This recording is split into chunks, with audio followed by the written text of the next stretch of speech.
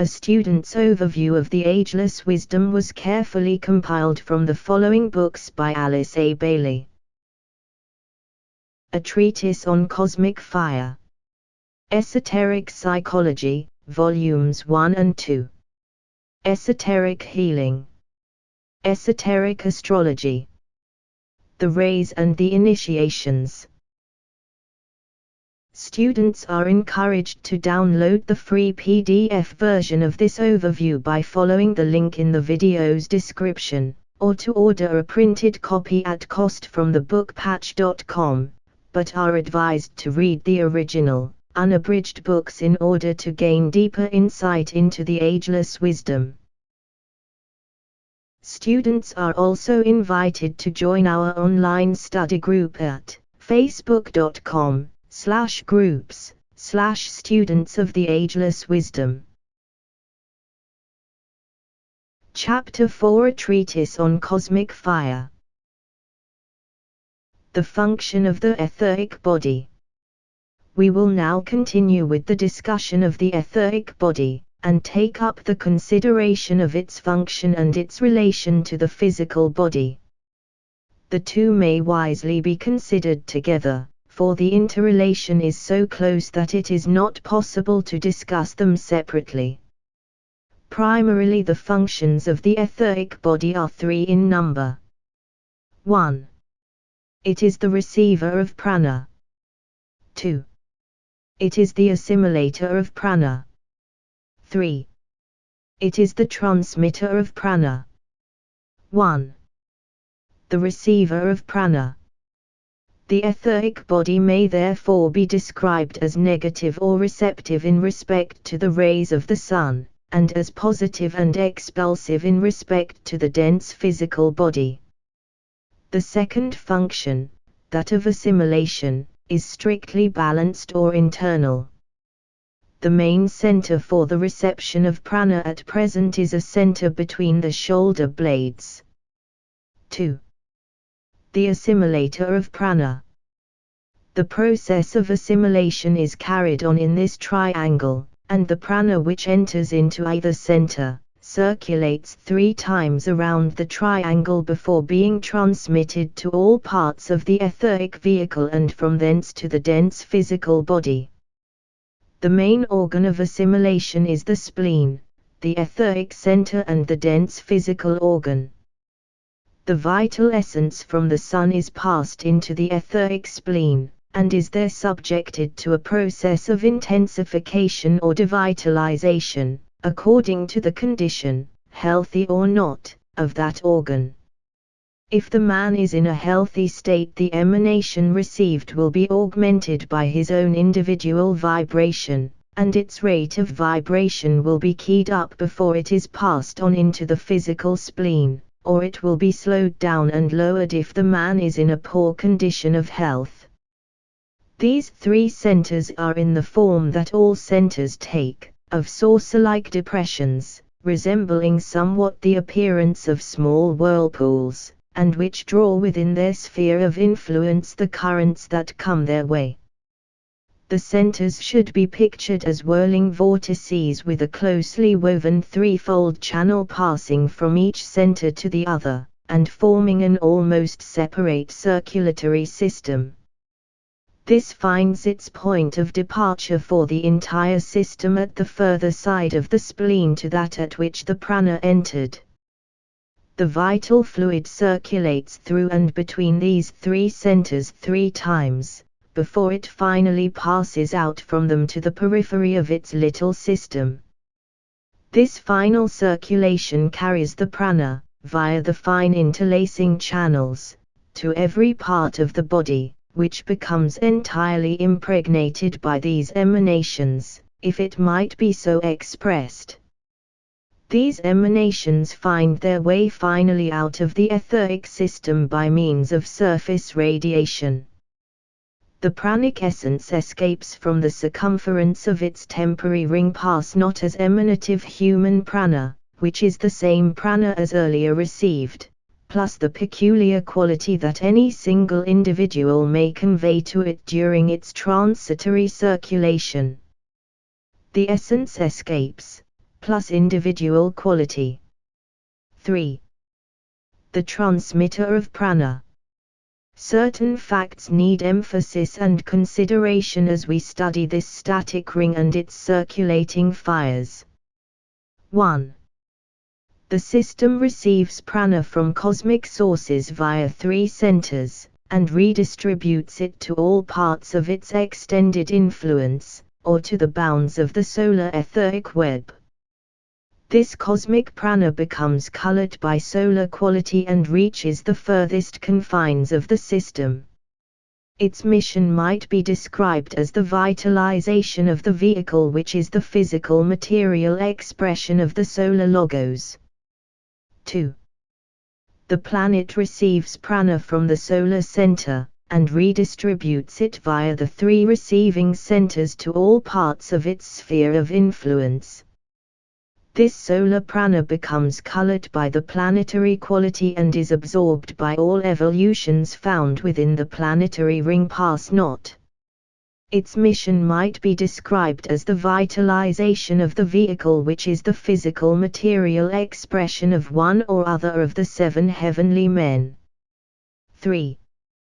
The microcosm receives prana from the sun after it has permeated the planetary etheric vehicle, so that it is solar prana, plus planetary quality.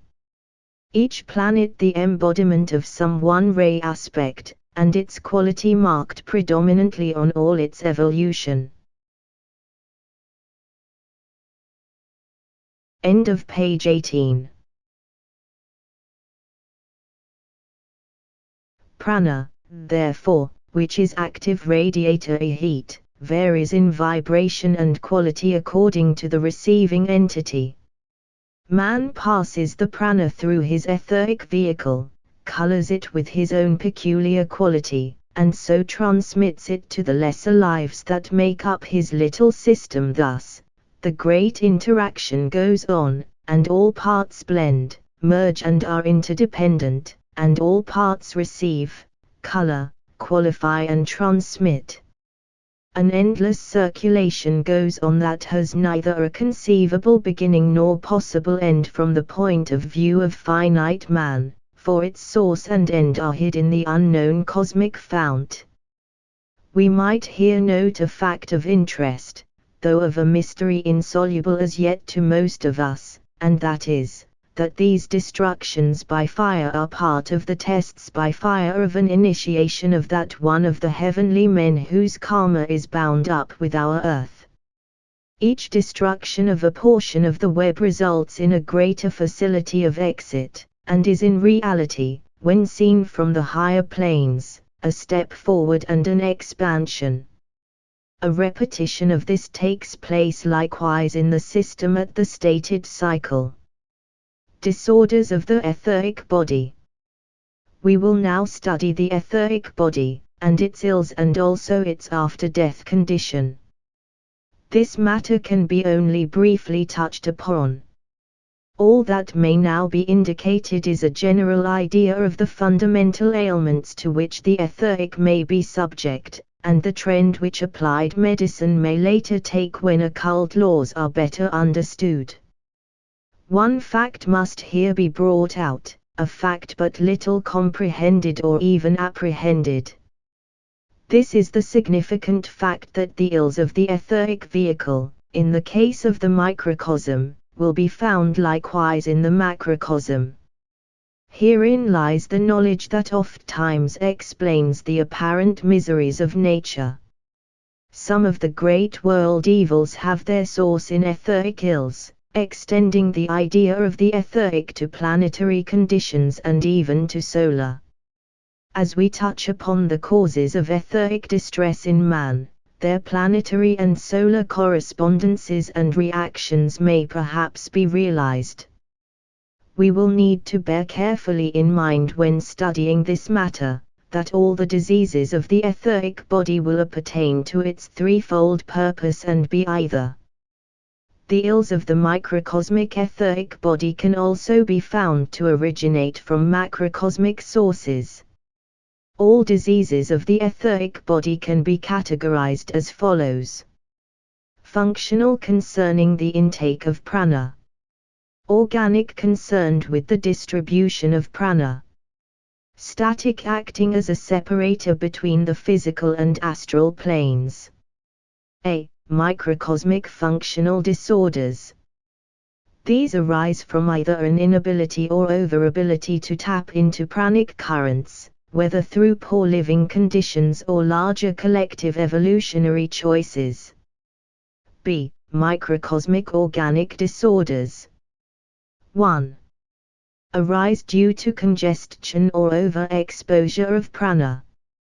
2. Etheric congestion leads to the thickening of the etheric web, which may limit contact with the higher self. 3.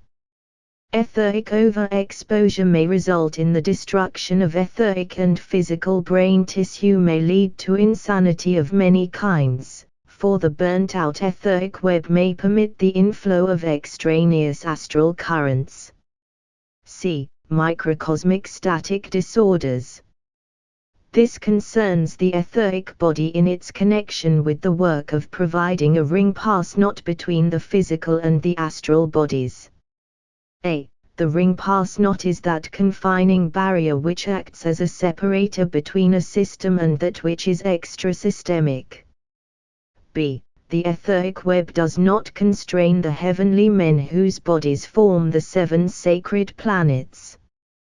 Their consciousness is free within the solar ring pass knot.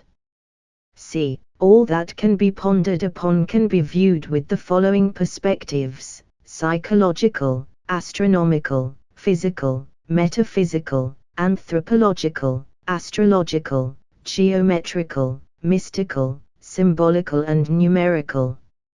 Each of these keys must be turned 7 times. D. The ring pass knot serves as a barrier to those of lesser attainment but not to those who have progressed, according to 2 factors: A.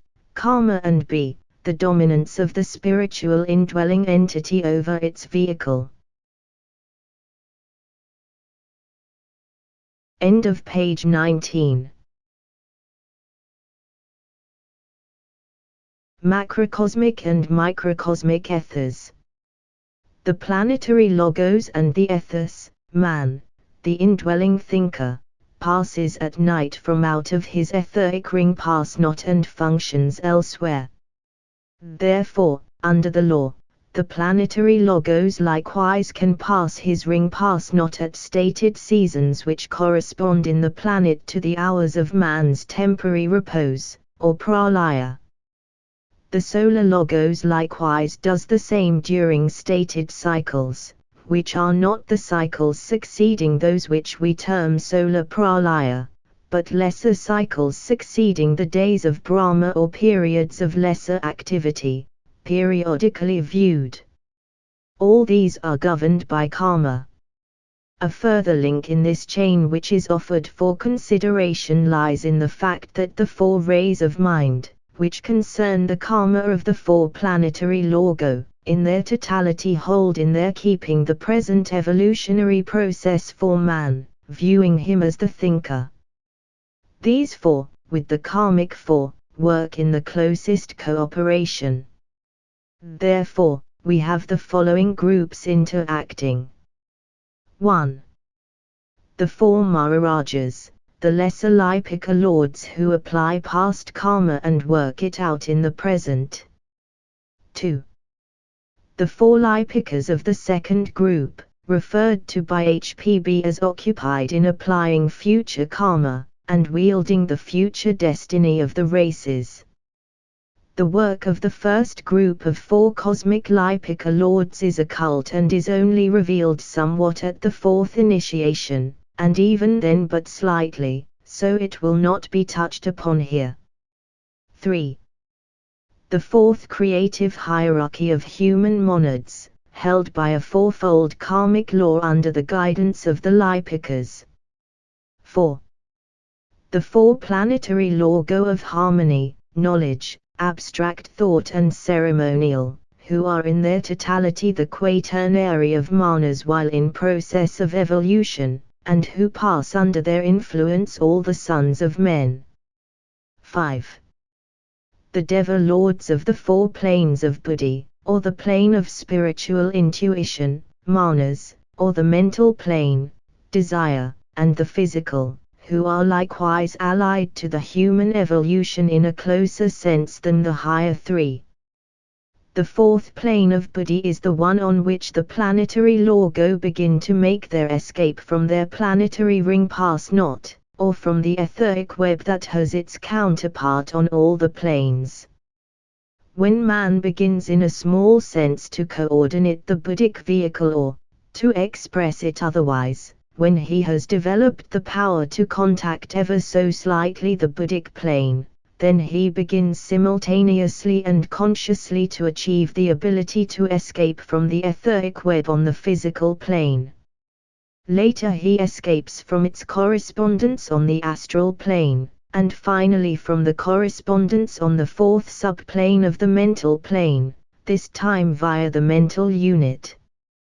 This leads eventually to causal functioning, or to the ability to dwell, and to be active in, the vehicle of the ego, who is the embodiment of the love and wisdom aspect of the monad.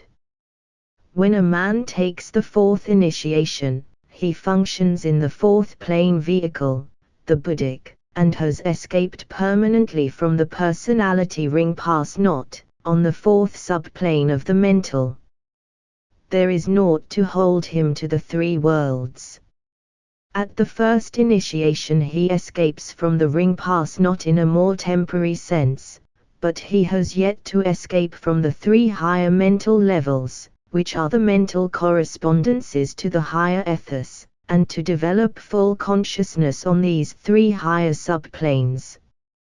This 4th earth chain is in this connection one of the most important, for it is the appointed place for the domination of the etheric body by the human monad, with the aim in view of both human and planetary escape from limitations. This earth chain, though not one of the 7 sacred planetary chains, is of vital importance at this time to the planetary Logos, who temporarily employs it as a medium of incarnation, and of expression. This 4th round finds the solution of its strenuous and chaotic life in the very simple fact of the shattering of the etheric web in order to effect liberation, and permit a later and more adequate form to be employed. End of page 20. Physical, systemic and cosmic planes.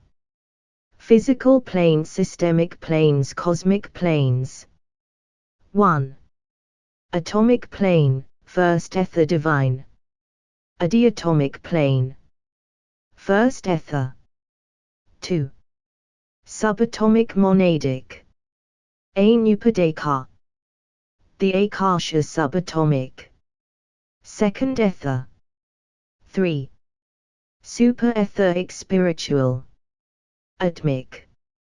Ether, third ether. Plane of union or at one ment. 4. Etheric intuitional. Buddhic. Fourth cosmic ether. The lower 3 worlds. 5. Gaseous mental. Fire gaseous sub-ether. 6. Liquid astral. Emotional liquid. 7. Dense physical, physical plane, dense physical. 1. The lowest cosmic plane is the cosmic physical, and it's the only one which the finite mind of man can comprehend. 2. This cosmic physical plane exists in matter differentiated into 7 qualities, groups, grades or vibrations. 3. These 7 differentiations are the 7 major planes of our solar system. See tabulation. 4.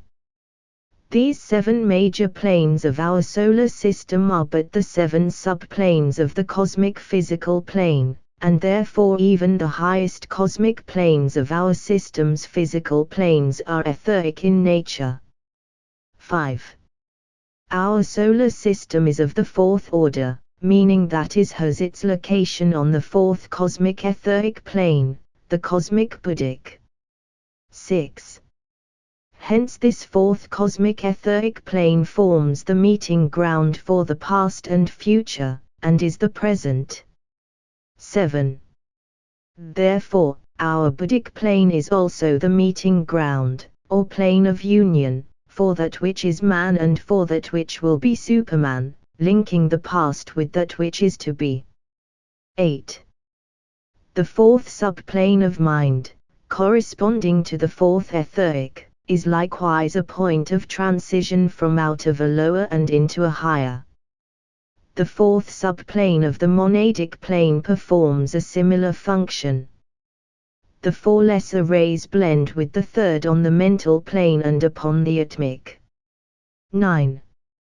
Another synthesis occurs on the second ray on the second subplane of the Buddhic plane and the monadic, while the monads of the first ray fall upon the atomic subplane of the atmic. All three groups of monads work upon the mental plane under the Mahachahan, the Manu and the Bodhisattva. On the monadic plane, they work as a unit, only demonstrating their dual work on the atmic and their triplicity on the Buddhic. End of page 21. Cosmic and systemic ethos. The fourth etheric plane holds the key to the dominance of matter, and it might be noted that on the fourth physical ether man begins to coordinate his astral, or emotional body, and to escape at ever more frequent intervals into that vehicle. Continuity of consciousness is achieved when a man has mastered the four ethers.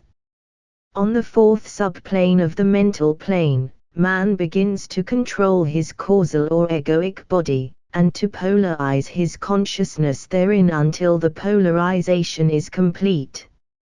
He functions then consciously on it when he has mastered the correspondences to the ethos on the mental plane. On the Buddhic plane, the fourth cosmic ether, the heavenly men, or the grouped consciousness of the human and deva monads, begin to function, and to escape eventually from the cosmic etheric planes.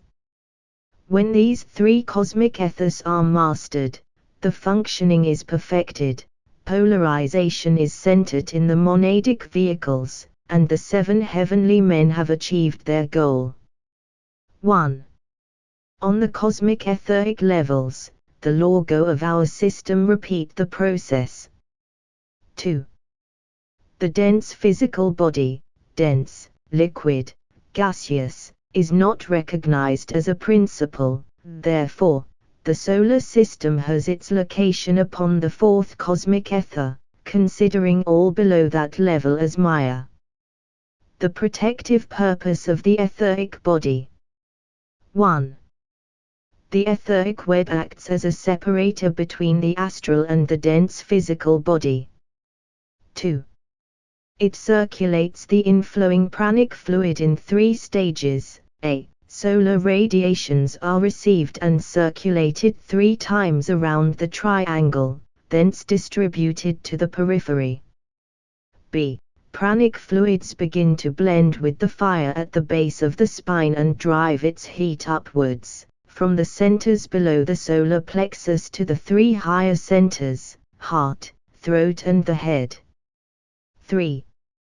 Active radiator matters, prana, is blended ever more perfectly with the fire latent in matter, producing certain effects. A quickening of physical body vibrations to respond to the note of the ego and a rising of the fires through the threefold channel in the spinal column. B. This fire reaches a center between the shoulder bladders, which is the point of complete merging of the fire from the base of the spine and the fire along the pranic triangle. The result of this merging causes the centers to become wheels turning upon themselves. Death and the etheric body. The study of pralaya, which is the withdrawal of the life from out of the etheric vehicle, is the same for a human, planetary or solar etheric double. Withdrawal is brought about by the following causes. 1. Cessation of desire. 2. Gradual cessation of cyclic rhythm due to adequate vibration. 3. By severing the physical from the etheric on the inner planes, thus shattering the web, causing a threefold effect. A. The informing life withdraws within the permanent atom upon the plane of abstraction. For man, this is the causal vehicle. B. The etheric body, being shattered, becomes non-polarized as regards its indweller, and therefore permits escape. It is no longer a source of attraction nor a focal magnetic point.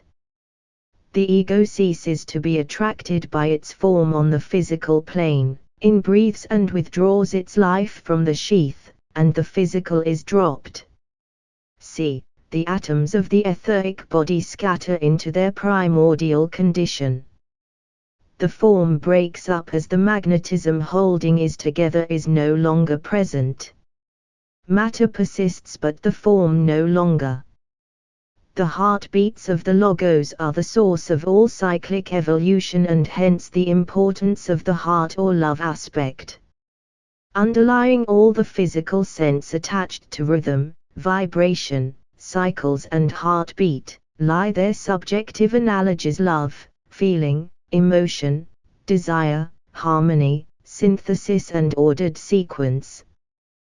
Behind all of these lie the source of all. End of page 22. End of chapter 4.